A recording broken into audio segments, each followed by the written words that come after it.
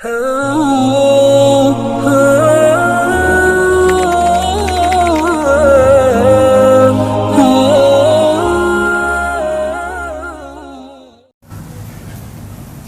pertama, beberapa perkara yang masuk lewat mulut, ya, yang diperselisihkan oleh para ulama di zaman sekarang, ulama kontemporer.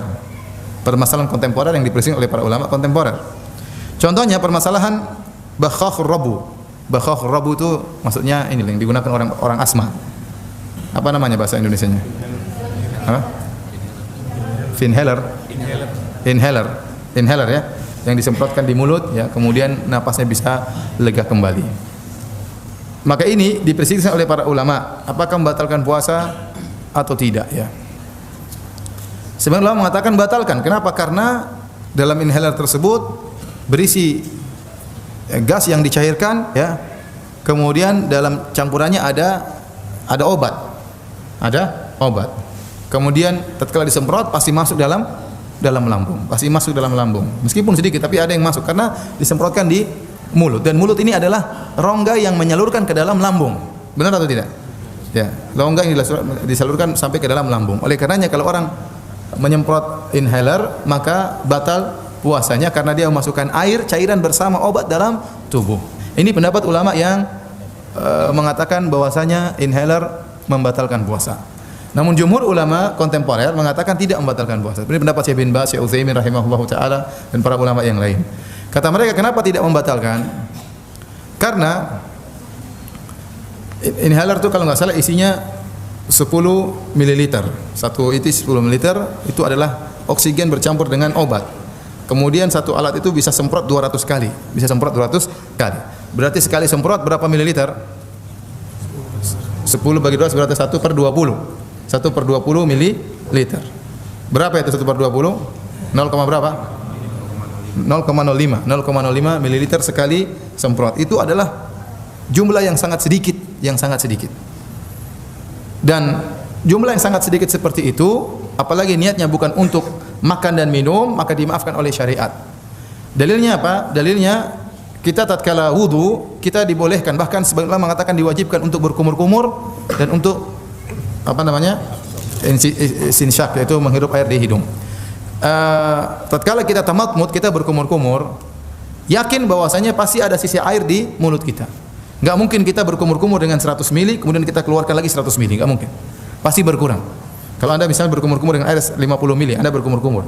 Anda tumpahkan lagi, buang ke dalam gelas, airnya bertambah atau berkurang? Pasti berkurang, enggak mungkin tetap. Pasti berkurang. Kalau bertambah apalagi mustahil. Berarti iler Anda masuk situ. Kalau sampai bertambah.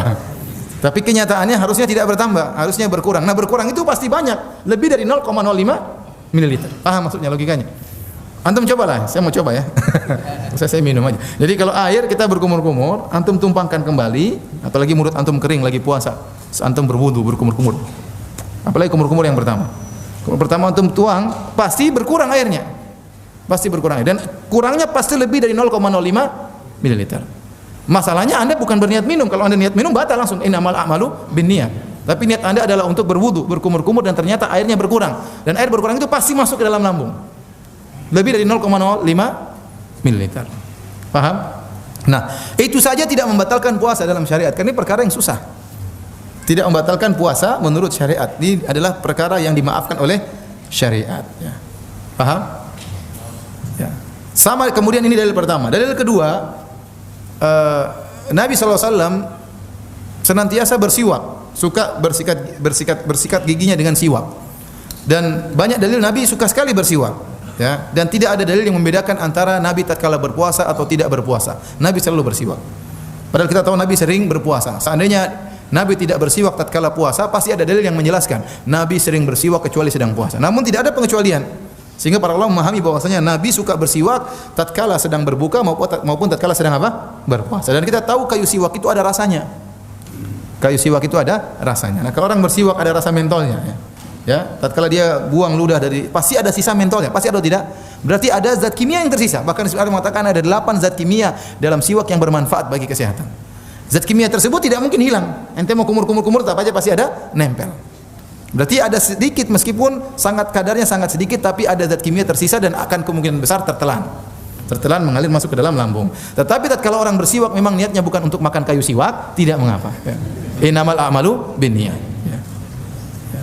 Ustaz kalau gitu boleh makan permen dong? Enggak, permen enggak boleh. Kita buang lagi enggak boleh. Kamu niatnya makan permen. Ya. Kalau siwak tidak ada yang niat untuk makan apa?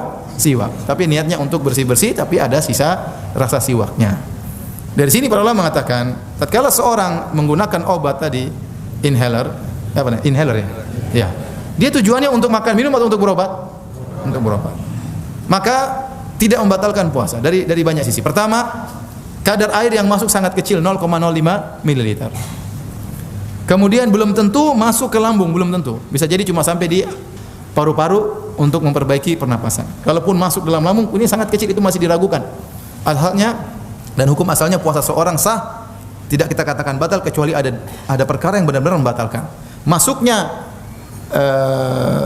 air tersebut yang kadar sangat kecil ke dalam lambung itu masih diperkirakan, masih dipersangkakan, bukan suatu yang dipastikan. Kalaupun pasti masuk, maka kadarnya sangat kecil, dimaafkan sebagaimana seorang yang berkumur-kumur dimaafkan. Sisa air yang menempel dalam mulutnya kemudian tertelan dalam liurnya masuk dalam lambung dimaafkan oleh syariat, apalagi alat tersebut.